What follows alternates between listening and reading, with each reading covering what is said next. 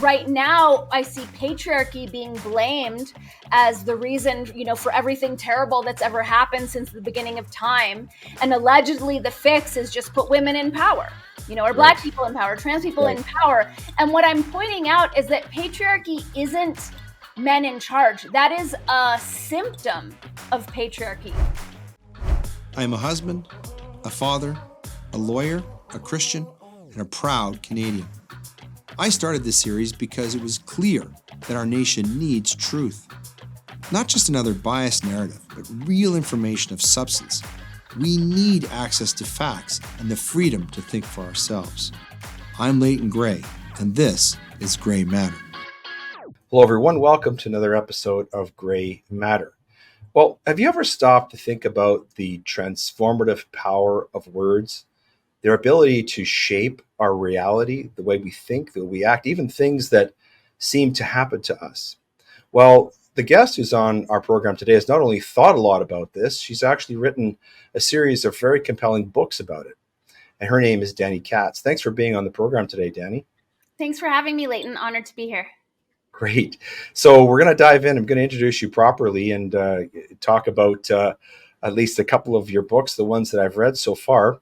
But before we do that, on our show, we have something called Framing Aphorisms. You'll appreciate this. And as I go through these, you'll appreciate that I actually read your books.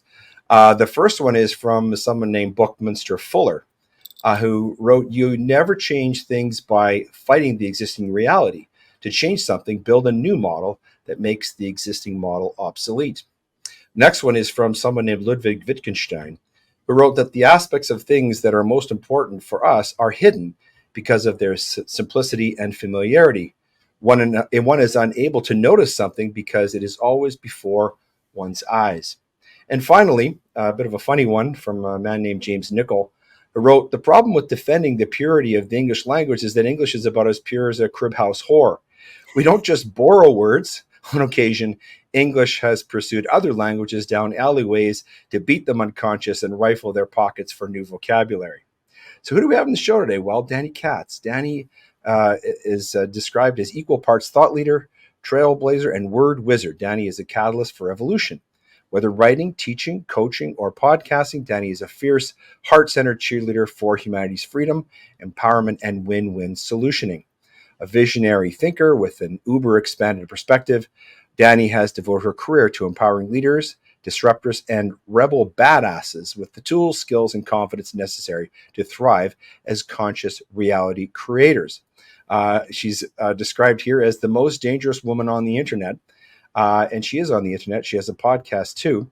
But in addition to coaching, consulting, teaching, and speaking, Dani is also the best-selling author of The Language of Betterarchy. This is her most recent book, A Blueprint for Uniting Against Tyranny. And also she's written Word Up, Little Languaging Hacks for Big Change, and Pop Propaganda, an illustrated guide. She's also written some other books, including one called Spirit Hacking, which was a #1 bestseller, which she wrote for Shaman Durek. She describes herself as a lifelong learner with an unquenchable thirst for capital T truth. So, Dani, welcome to the program. It's great to have you on. Thank you for having me. I love the quotes that you picked. Super spot on. Well, obviously, this is something that is part of your writing. I noticed that there were a lot of quotations in your books, and I want to start off by saying I really enjoyed certain aspects of your book, especially the way that you describe the transformative power of words. I really appreciate that, and this is something that we don't pay enough attention to.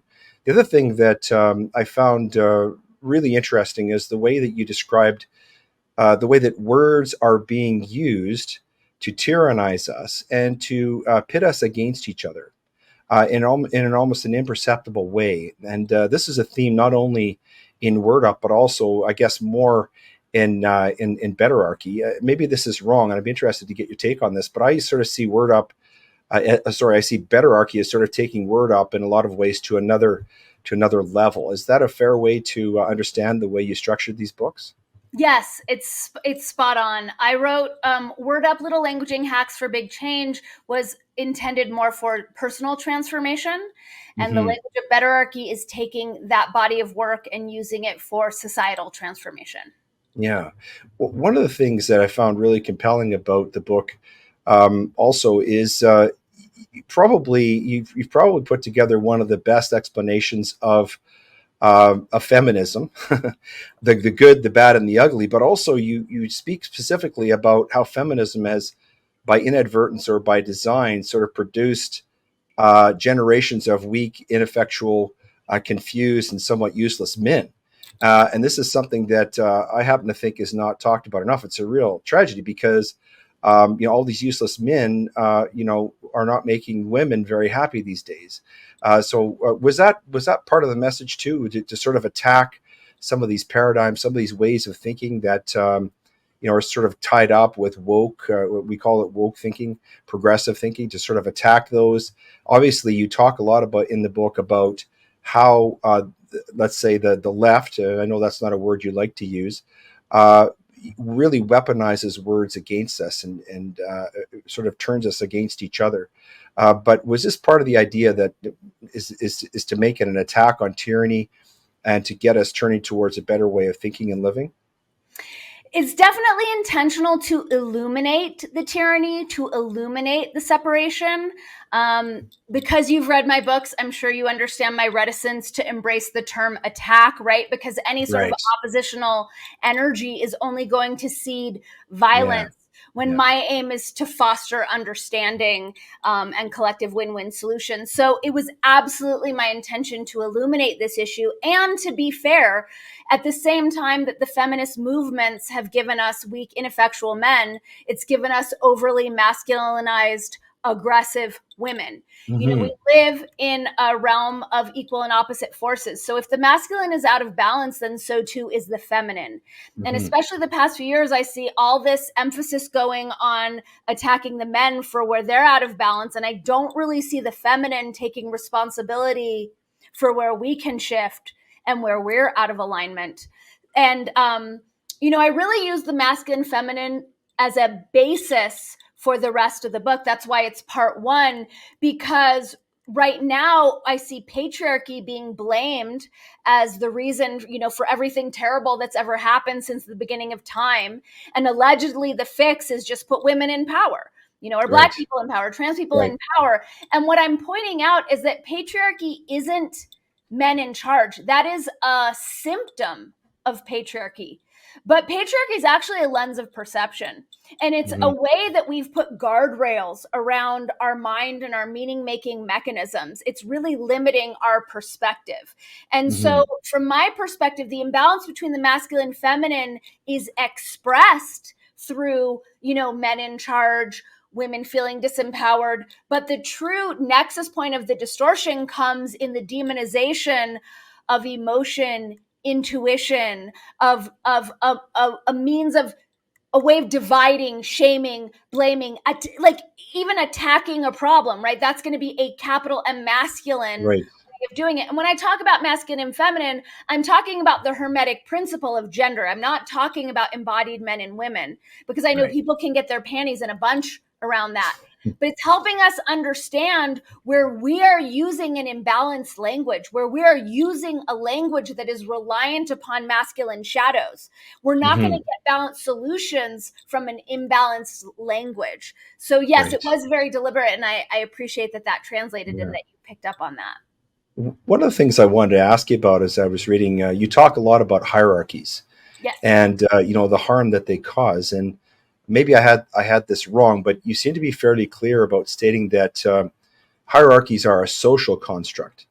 And I found that very interesting because I had read not so long ago sort of a different take on that. It was in a book by Dr. Jordan Peterson, you probably know as a very well-known Canadian public intellectual. And in a book called 12 Rules for Life, he talks about, and this is somewhat famous now, at least in Canada, about the lobsters. Mm-hmm. And he has a different take on hierarchies. He says that actually these hierarchies are biological, that we're hardwired, they're endemic. And he uses the examples of lobsters and monkeys and rats and all sorts of different examples in nature, and says that actually these hierarchies are part of who we are, how we relate to each other. That they're not social constructs. They are socially expressed, and that's the harm that they cause. Mhm. How would you respond to Dr. Peterson's take on hierarchies versus hierarchies being a pure social construct? So from my perspective, it's both. And this was actually something that I wrestled with in writing the book. And I had conversations with other, thinkers and teachers with whom I respect, where my confusion was like, how am I to take down the social construct of hierarchy when there is natural hierarchy? That is Right. real. Like Yeah. the Yeah. tiger is going to eat the bunny every time. It's Yeah. a faster runner. It's a more effective predator. Um, what I see happening in terms of the social imposition of hierarchy is we place value judgments. So I don't Mm. think that source or whatever intelligence that is running this realm values the tiger more than the bunny. I don't think that that entity would say that tigers are more valuable than the bunny. We all serve different functions. Hmm. So, what I'm tackling in my book is this imposed, socially engineered hierarchy that has us buying into the fiction that we need there to be losers in our culture for there to be winners. Hmm. Regarding Jordan Peterson, because I very much respect his work, I'm a fan, I've seen him speak. I mostly love his take on defending the linguistic territory. Right. Yeah. That being said, if you're familiar with Claire Graves' work in spiral dynamics, I think that Jordan Peterson is somewhat blinded from a kind of blue level authoritative worldview. He's very much aligned with traditional values and structure, and I would Yes. venture to say he loves hierarchy. And that's beautiful. I'm speaking from a different lens of perception. I see. Interesting. Talking about words, though, like sort of getting back to first principles, if we can, and maybe talking a little bit about word up. Uh, Obviously, you've been a wordsmith. You're a journalist, or you have been a journalist. I expect you still are, obviously, with your podcast. But what was your inspiration, your motivation for producing Word Up, for writing that book? Obviously, a very unusual book, for starters. Yes, I mean this whole realm of languaging that I'm sharing is kind of odd, right? It's something new for our culture. Yeah. So I had clued into the coding and language around 2007. And I'd read a book by a man named R. Neville Johnson. He was shot point blank in the chest and he died for a few minutes. And Mm. while he was dead, he downloaded these languaging codes. And after I read the book, I couldn't not see them. And as a journalist who was working with words all day, every day, it just pulled me into this multidimensional conversation where I just started to see how words were programming me and programming people around me. And at the time, I was Interesting. writing for the LA Weekly, and I was what they called their nutter butter writer. So my beat was consciousness, spirituality. And I remember going to it was an event that a very famous kind of thought leader was doing, and I watched the words come out of her mouth and program and disempower the audience. And I was like, whoa, this is crazy that I'm seeing this, and understanding that that wasn't the speaker's intention, but that's what was happening through the limitation coding coming through her languaging. So I started to play with the language codes for myself. And as someone who's been walking a transformational path for my adult life, I had tried, so many different modalities and plant medicines and this therapist and this, meditation technique and, sit this 10-day meditation retreat and all of these things. But nothing was as transformative as changing my own languaging patterns Mm. and cluing into, what were the thought forms that I was looping on throughout the day? And how was I telling my stories to other people? And basically, how was I painting myself into cages formed of disempowerment and scarcity? And so after seeing how transformative this languaging paradigm was in my own life, as well as in my friends' lives, I was invited by a spiritual publisher to write a book about it. And the book I had actually downloaded years before. It came through in like 2 days. I was living in Santa Fe, and this just body of work kind of dropped in. And I wrote about it, and it had been sitting in a hard drive, and I kind of forgot about it because I was still in my journalism mindset, and I was Hmm. just writing articles and whatnot. But when this publisher approached me, I said, well, I already have the book. It was fun, I always love tweaking, like the putting down the bones is the heavy lifting, but then the like playing and tweaking and fine tuning is the fun part for me. And I was delighted by how well that book has done and the consistently positive feedback I get from people about how supportive and transformative it has been for them. Mm-hmm. Now, part of what you talk about in Word Up and also in Betterarchy is the way that words shape reality. They shape the way we see ourselves, the way we relate to others, the way we relate to the world, and so that's part of the focus. There is I guess, an implied self-improvement approach here. But my sense of Word Up is that it's sort of a personal word makeover, and then Betterarchy sort of takes that out into the social context in terms of making people understand, well, how can word power, the way that I use words, improve the way that I relate to others to live peacefully and harmoniously with other people. Was that sort of do I have that the relationship between the two books accurate, or am I off the mark? No, you're on the mark. The only thing I would add to the language of Betterarchy is helping people understand our responsibility in creating our world. We all of us are responsible for sustaining this outdated structure, whether we're in, government or elected positions or not, because this reality construct is forged of our thoughts, words, and actions. Right. And we are responsible for all the input that we're putting into the morphogenetic field into our world. So the point for this book was to help people understand how we are responsible for our world, but also to empower people with tools to change our world. I think a lot of us can see that the world is messed up, that we're teetering off of a very dangerous edge. And I also think a lot of us can be overwhelmed by how messed up things are. How many systems are inviting an overhaul? And so many of us, through generations of indoctrination, can feel powerless, right? And that's very deliberate. The social engineers want us to feel powerless.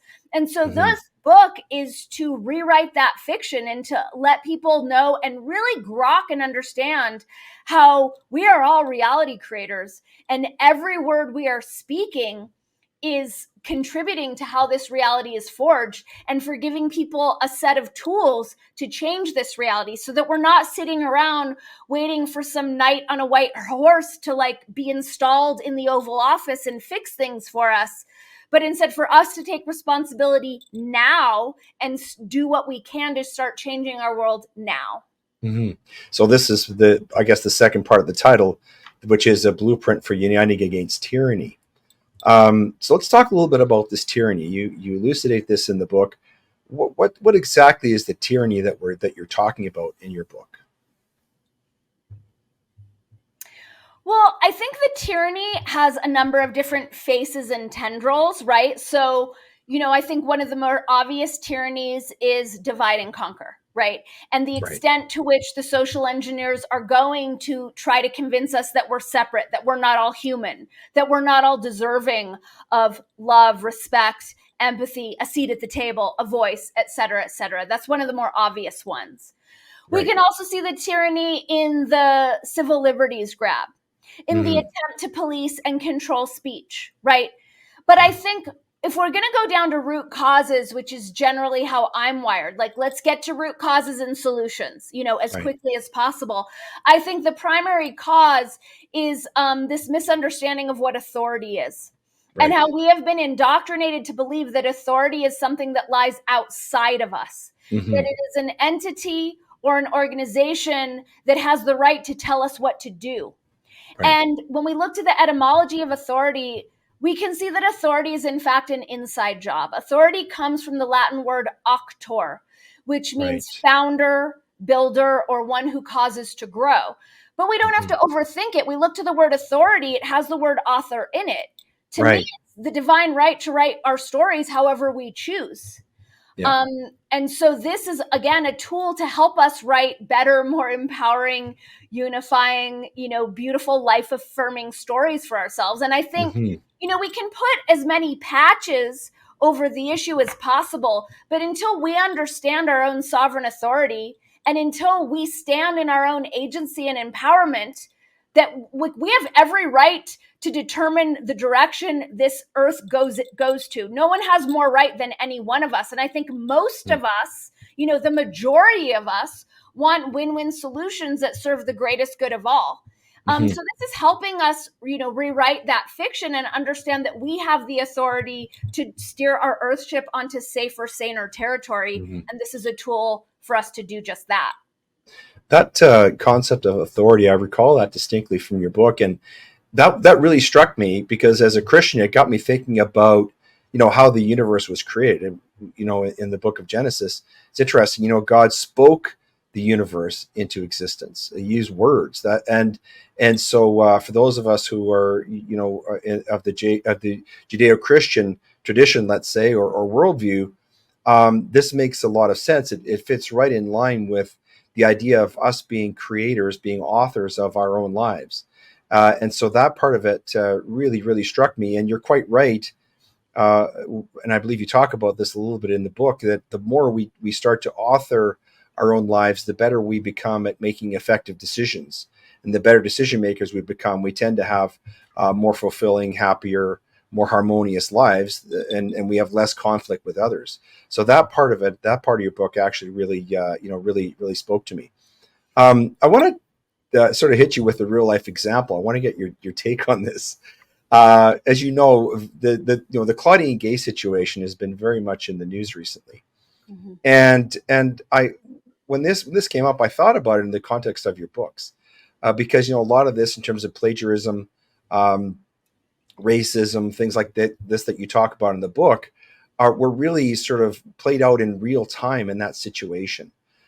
So what's your take on that Claudine Gay situation, in the context of, let's say, the betterarchy? Can you provide sort of a real world interpretation or application of the principles in the book to that situation for our viewers and listeners? I can, and I'm going to offer a caveat. As well as I just want to say, it's so validating to hear from someone who does identify as a Christian that resonated, because as someone who's not religious, that passage of the Bible has had such a profound effect on me. So I'm very happy to know that translated in terms of understanding language as reality creation technology.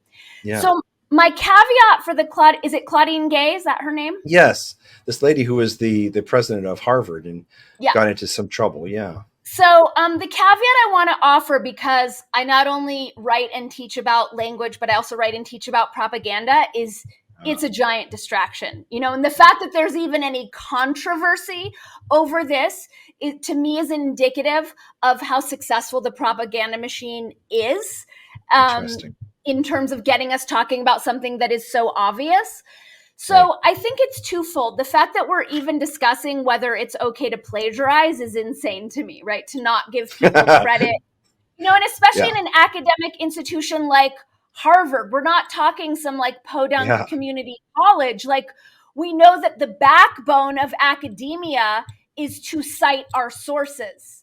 We all know this.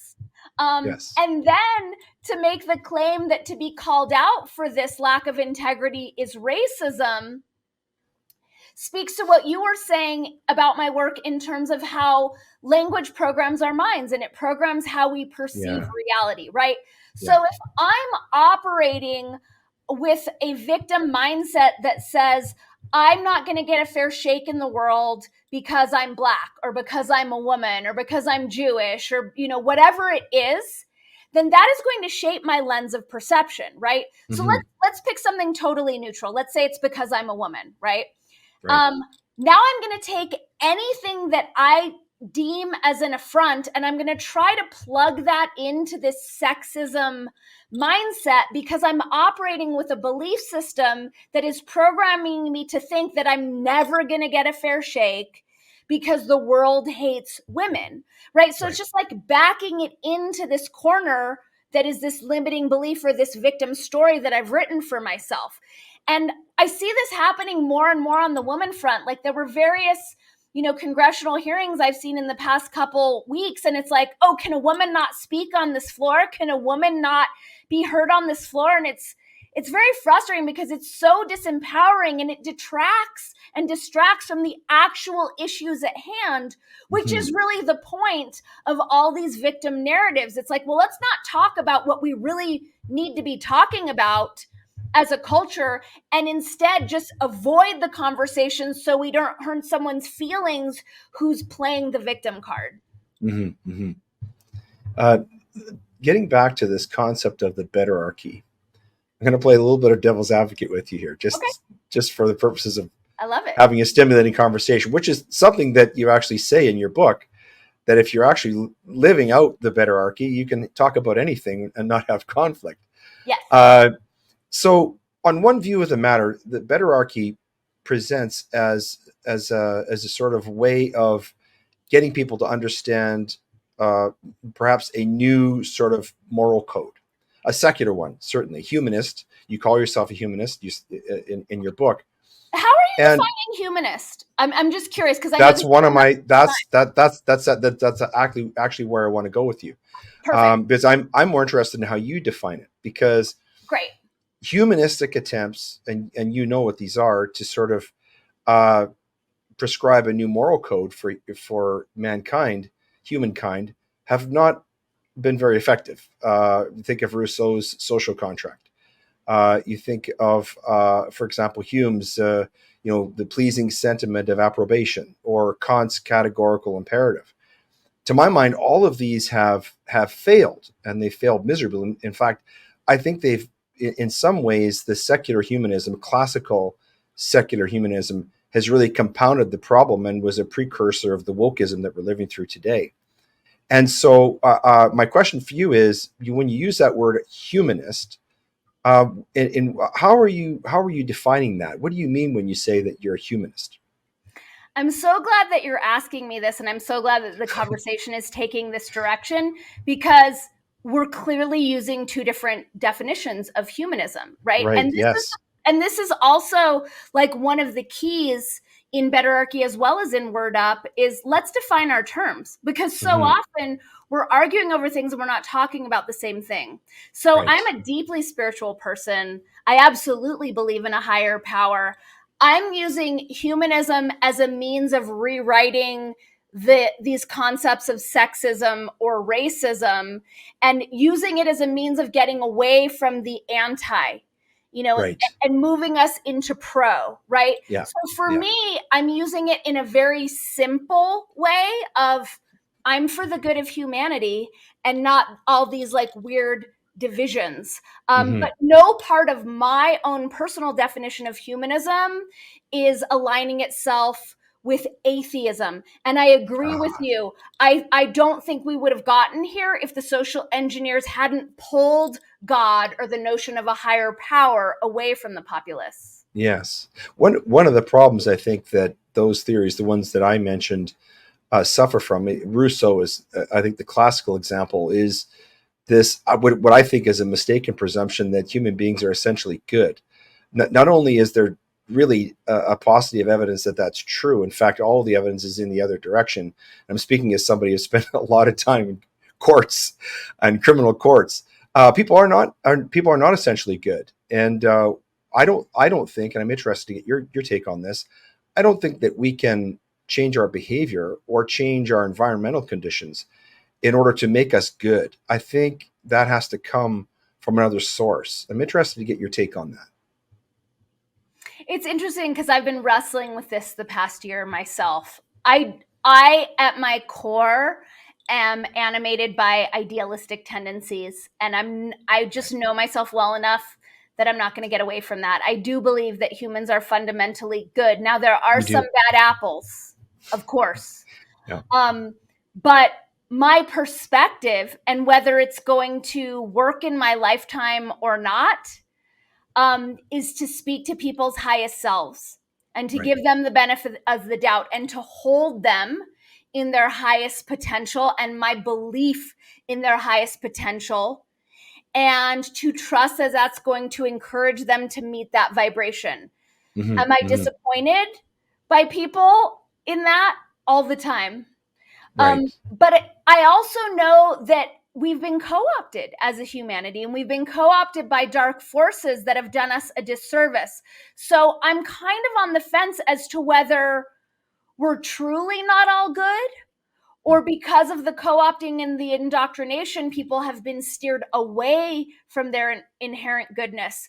And I'm working this out for myself right now as I learn more and more discernment, and at the same time hold people to their highest, because I also have been pleasantly surprised in doing that. Right. It's tricky. It's very tricky. Yeah. Well, I'm not trying to put you on the spot. As I said, I'm just interested, having read your books, what your thoughts are about this. Speaking from the Judeo-Christian perspective, those of us who are Christians, speaking of words, in the Gospel of John, it says that the Word was made flesh and walked among us. And so that's really taking this idea of creation and the Word to its ultimate level. And what I mean by ultimate level is I mean the transcendent. And this is something that you seem to talk around in your books, but I'm interested to know, because you talk a lot about in your books about how the use of language and changing the way that we use it can improve our lives, our daily lives. For example, in terms of getting some of the things that we want, making us feel better about who we are, getting along with other people. But there isn't a lot of discussion in your books about the transcendent. And I'm interested to know why that is. Would you mind unpacking a little bit what you mean by that? What I mean by transcendent is what transcends this life, a human existence. We're born, we live for a while, we have conversations on a podcast, and then at some point, we all die. Ashes to ashes, dust to dust. But there's something that and you talked about spirituality. In the Christian faith, we believe that actually this life is a preparation for the next. And so actually that is, for example, taking the Bible, for example, or the gospel, which I guess for Christians would be an example of betterarchy. We live by that because we see those words as the living word of God that transforms us and actually transcends human existence. Mm-hmm. And of course, the highest form of this is John 3:16. For God, God so loved the world, he gave his only begotten son, so that whoever believeth in him shall have eternal life. So I don't want to get too far down the road with the religious discussion, but I'm interested to know about how betterarchy sort of fits in with, for example, people like me who have a Christian worldview, or do you have some thoughts about that? I do, and I love these questions. I really appreciate how thoughtful these questions are. So with betterarchy specifically, I'm aiming for as wide an audience as possible, right? So I'm doing my best in my, with my cheeky way of being as inclusive as possible of all worldviews and cosmologies in the conversation. That being said, I think the fixity section actually really speaks to what you're talking about, because the language of betterarchy is speaking to an ever unfolding journey, right? It's why I don't acknowledge the concept of failure. Maybe what appears to be failure in this lifetime is still prepping me and teaching me for the next, or the next, or the next, or the next. It's why so much of, that section specifically is aiming to eradicate these notions of fixity and move us into a more eternal unfolding beyond just this realm. So it's why a lot of the languaging hacks or upgrades are aspirational, right? It's like, okay, so I may not have, mastered hop keto now. I'm still learning. I'm still mastering. So it's inviting us to not put boundaries or guardrails on things that we haven't yet achieved or don't think we can do, and to open that up. It also speaks to the languaging upgrades around never and always, right? And trusting that, like, if I say, my relationships never work out, in my languaging paradigm, I'm seeding multiple lifetimes with that thought form. and teaching people, hey, just because something has happened multiple times in the past, let's open ourselves up to the potentiality that exists in our eternal lifetimes and earth walks.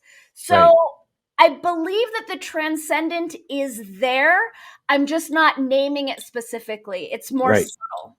You don't want to get you don't want to, let's say, alienate some people who don't have a particular religious viewpoint. I understand that.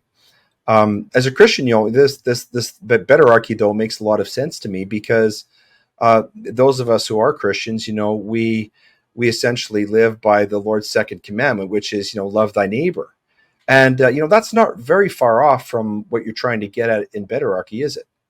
No, it's spot on, because it's acknowledging our humanity, our shared humanity, and maintaining the respect and compassion for that, even if we vote differently, think differently, relate differently. I'm inviting Right. us to always, always honor our shared humanity and not let differences in belief, in behavior, inspire us to remove that or to disrespect that or to cut people out of our community because of those things. Right. So, turning away from your books just for a moment, I wonder if we could talk a little bit about some of your other activities. I noticed from visiting your website that you're also involved in something called quantum languaging and consulting. Would you mind explaining a little bit about that work and what you actually do for people? Yes. So the language of betterarchy is kind of a subset of quantum languaging. Quantum languaging is the umbrella term I use for this languaging paradigm that I'm sharing, wherein we're learning how language functions as reality creation technology and Right. consciously and deliberately implementing it into our individual lexicons. So, Hmm. as a quantum languaging coach and consultant, I'm looking at people's individual languaging habits, right? Like, it's one thing to read my books, to take my courses. It's different to have my ears on your individual languaging patterns. Or when I'm consulting with organizations, to have me in the organization and observing the meetings, observing the culture, and seeing what are the languaging patterns that are sabotaging the mission, that are Interesting. slowing down Hmm. productivity, that are contributing to inefficiency or to infighting amongst team members. So I'm looking at the very specific languaging habits. And then with the clients that I'm coaching and those who I'm consulting who are willing to go deeper, going deep into the belief systems that are informing the languaging habits and seeing, like, where was the trauma, or the confusion that inspired this erroneous belief system that is therefore informing these languaging habits, right? So, very Hmm. simply, like, if, if there's a scarcity, mentality, if somewhere along the way I decided that money was evil and that, only evil people are wealthy, that thought form, that belief structure is going to inform the scarcity languaging patterns. So part of Hmm. my work is using the languaging patterns to hone in on the deeper issues, Hmm. healing and integrating the deeper issues, then rewriting the stories. And then from there, the languaging upgrades are really easy to implement. And then that's when we see everything change. If Hmm. I were to use, like, if at a fundamental level, I thought that only evil people had a lot of money, it wouldn't matter how often I said money comes to me easily and often if that is in direct conflict with an underlying belief system. Interesting. Does that make sense? Yeah, it does. And actually, again, this is another area where what you wrote really spoke to me. This idea of that we live in a universe of abundancy, because that happens to be a very biblical idea. That's very much part of Western culture, and of course, the idea of scarcity, and you quite rightly point out, leads us down so many very, very dangerous paths. And what you're describing is almost the antithesis of diversity, inclusion, equity training that's going on all over the place. I would think that if you were running your webinars and your seminars at Fortune 500 companies, we wouldn't have as many Claudine Gay situations. But you do offer this language of sovereign authority webinar as well, right? Yes. That's one of my favorites. And that was actually a precursor. Like it covers pretty much all of the material in the language of sovereign authority is covered in the language of betararchy. And I created that program when they were doing the pandemic and we were under really hard lockdown here in New Mexico. Right. And I was watching the people around me disempower themselves in the face of what was going on. And so I created this program as a way for people to maintain their empowerment and to maintain their sovereign agency, even if they were choosing to go along with certain mandates and dictates, and explaining to people that, like, you could choose to cover your face if you decide to, and still maintain your sovereign authority and your agency if you're framing it in the right way, and helping people get through this while staying connected to their empowerment and their agency. That it's such a great one. I highly recommend that program. Yeah. What about another one that you offer is called the language of healing? How is that one different than the other webinar that you offer? Yeah, so the language of healing also came out. I had been playing with it myself pre-pandemic, but when people started getting the injections, some young women in our community here were being diagnosed with cancer. Very, very young. And so as my means of giving back, I was offering these sessions to people who are getting these diagnoses to help them start programming their bodies for accelerated healing. So the quantum languaging paradigm acknowledges that every word we speak is programming our bodies at all times. So if we're dealing with a health challenge, it's very helpful to be mindful. Am I programming my body for more sickness? Am I programming my body to drag this out? Or am I programming my body by the way that I'm telling other people and myself around this challenge? Am I programming my body for accelerated healing? So it's helping people frame these healing initiations in such a way that they can accelerate their healing as quickly as possible. And have full and complete recovery. So for anyone who's dealing with any sort of health challenge, it's really helpful because, yes, we can be telling ourselves the most positive stories about how quickly we're overcoming, but we could be using certain words and telling people in our lives about what we're dealing with that will reflect back to us more sickness, a more drawn out healing process. So it's also cluing into how do we want to talk to people about it, and also understanding that the Western medical paradigm is based on giving us worst case scenarios, right? Because their primary aim is not for us to get well, it's for them to not get sued. And us getting well is second. So they're always going to be covering their own butts by giving us worst case scenarios so we don't sue them. And it's very important for us to not swallow and embrace those narratives. It's not to create conflict with the doctors, but it's to learn how to rewrite what they're telling us so that we can heal and we can be the exceptions rather than their rules. I suppose Shakespeare was right when he wrote "Kill all the lawyers first." Anyway, let's let's talk about your Word Up podcast. This is something you've been doing for a while now. You were pretty early to the podcast game, weren't you? So how did the podcast get started? So the podcast got started. Increasing censorship in the journalism landscape was making it harder and harder for me to do what I'm trained to do and what I love to do. And so in my research, podcasts are the least censored, and hopefully, that will continue.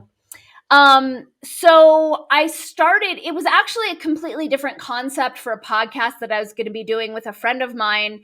And circumstances had him dropping out at the very last minute. So I just thought, okay, well, I love talking to people. I'll do an interview format and put these podcasts out. For me, I'm a pretty extreme introvert. I like a lot of alone time, like a crazy amount of alone time. So it's very healthy and nourishing for me to have deep exploratory conversations at least once a week. And as a journalist, I'm always looking for the novelty. I'm looking for the new thing. Like, where has the person I'm talking with not gone yet? I sense something similar with you, like I Oh, want to take them great. someplace where they haven't been, so that, Right. the idea of discovery and novelty really drives the conversations that I share. My show was just picked up by Progressive Radio Network, which Oh, is, wonderful. thank you. Congratulations. Thank you so much. That just happened. And so I'm now in the process of folding in more quantum languaging shows with the interviews, so that I could also be using the opportunity to help people get a deeper understanding of my work, in addition to showcasing other people's works and having really cool conversations. So you're going to spend a lot more time working on your podcast and maybe less time writing interesting books. That's a shame, but I'm sure that your podcast will enjoy continued success. Thank you. Um, I appreciate that. one book that we haven't talked about, actually a couple of them, that I'm going to ask you to maybe comment on. One is, and I haven't read these two. I really enjoyed Word Up and Betterarchy, but one is called Pop Propaganda, an illustrated guide. Is this the one that you talked about where you said that you basically wrote it over a 2-day period? No. So the bulk of Word Up dropped in over a 2-day period. But I did Oh, write okay. Pop Propaganda really quickly. I wrote it in 3 weeks. I have it right Yeah. here. Yeah. Yeah, this is it. And Yeah. so during hard lockdown, I was invited by a homeschool collective in New York to teach their teens. And this was right at the time when Biden was installed in the Oval Office. And Installed. I had spent the bulk of my career since 2001 trying to stop what's happening now.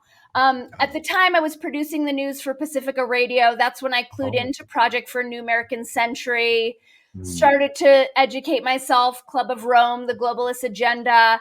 And so my whole aim was to stop what's happening now.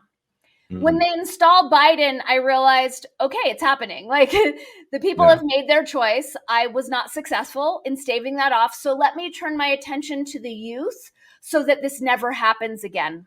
Right. So my first class that I taught the homeschoolers was about propaganda and media literacy and learning to safeguard their critical thinking. And I was using the Bernays book as our textbook, which is a great book, but not fun for teenagers. So I got hit with the bioweapon that they call FOVID right when I finished teaching that class.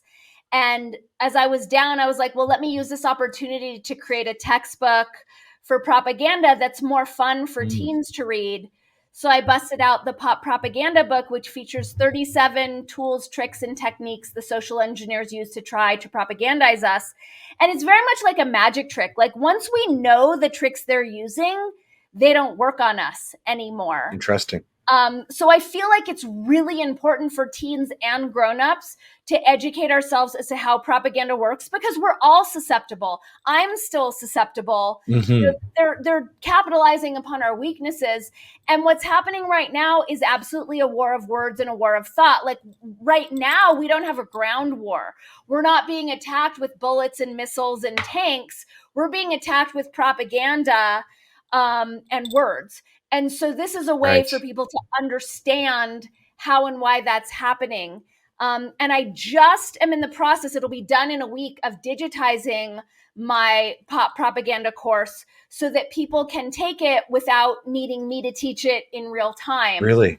So I'm very excited for that to get out, because I think it'll really do a lot in helping us, again, take our power back, come together and course correct and create a different game.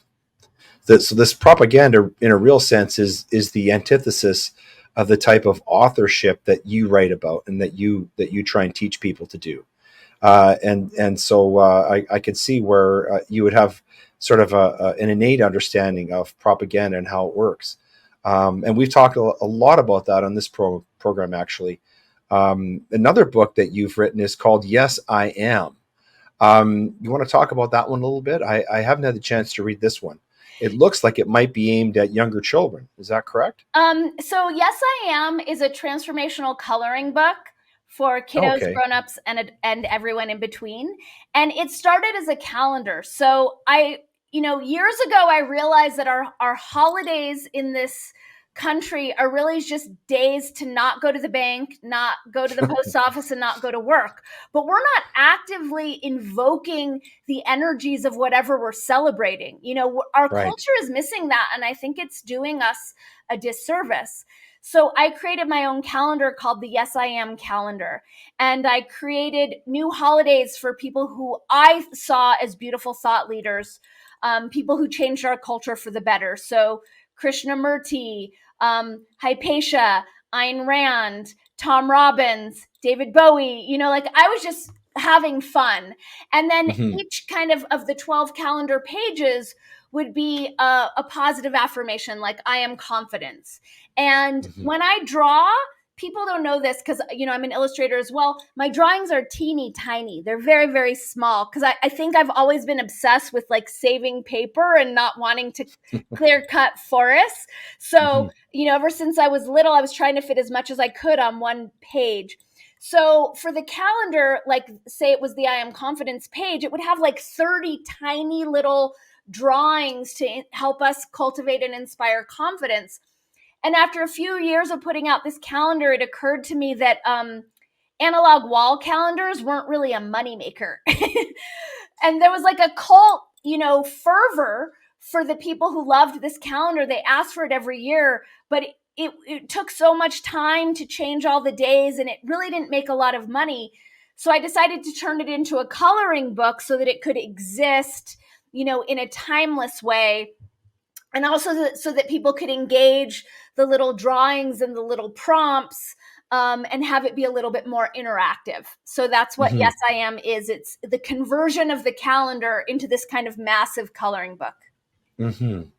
It's interesting. A lot of the books, as you talk about them, seem to be aimed at obviously personal, individual empowerment, Yes. and sort of offering up some type of defense, for lack of a better word, to the type of propaganda that you write about.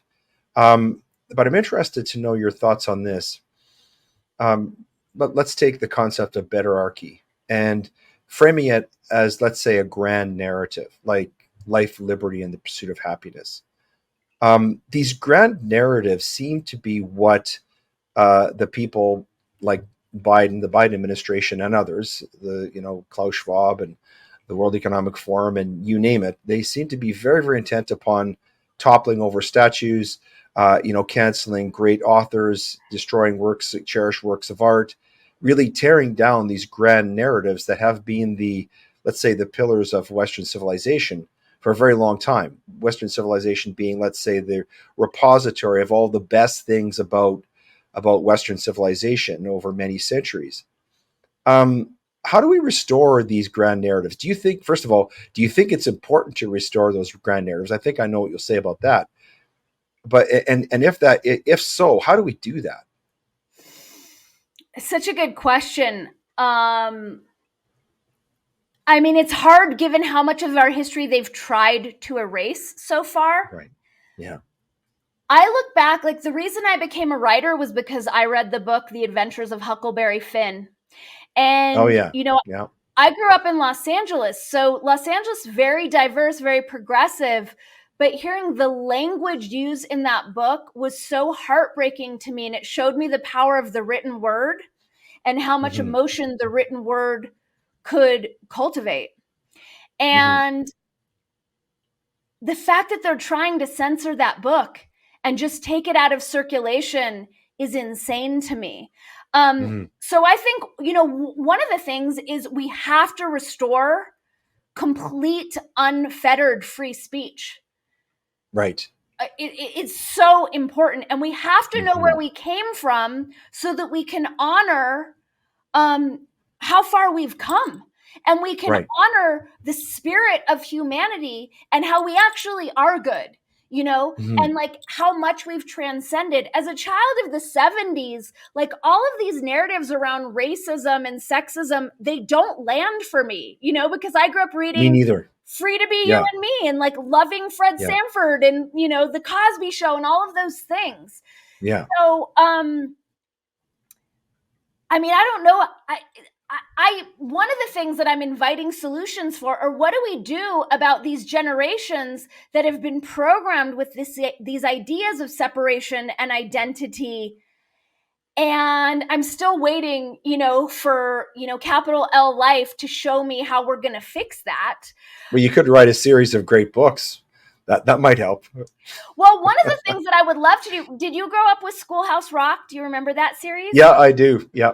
I feel like we need a new version of those with our real history, with, tying math into sacred geometry and, the power of language to program our reality and empowerment and confidence. I think one of the things that we're up against is the entertainment machine and how many of us are addicted to that. And then people like you and me who are trying so hard to wake up the world, like, it's kind of boring and didactic. Like we're two grownups talking into a screen and, it's great for us, but is it going to capture the minds of kids who want cartoons and colors and entertainment? So I think one place that I'm excited for us to go is to start creating more entertainment media that's fun and has catchy jingles and catchy slogans that can get the same traction that, the propagandists get with their nonsense. I think that would go a long way in helping us. Yeah, I agree. What you say about freedom of speech really resonates with me. And one of the things that has been lost in our public discourse is, the idea that we can have conversations and we can risk giving offense to someone else. Just during the course of this hour, I've asked you questions and that maybe that you could have taken offense to, but you didn't. But we had a meaningful conversation because I risked offending you because I really wanted to know what you thought. And of course, this is something that's really being shut down in our public discourse. And we don't seem to have shows, like William F. Buckley used to have. We need to have more. I think we need to demonstrate to younger people and really to everyone, but especially younger people, that, we don't need safe spaces. We don't have to worry about being triggered. We can actually risk giving offense in order to have a meaningful conversation. We can talk about things that we disagree upon, but we can do it in a civil way, in a way that is harmonious. But we can learn from each other if we really respect each other and listen. So it seems to me that's part of what you're talking about in Betterarchy. But, we've come to the part of the show where we wrap up. Dani, I want to thank you so much for the time. This has been a really illuminating conversation. I've enjoyed it very much.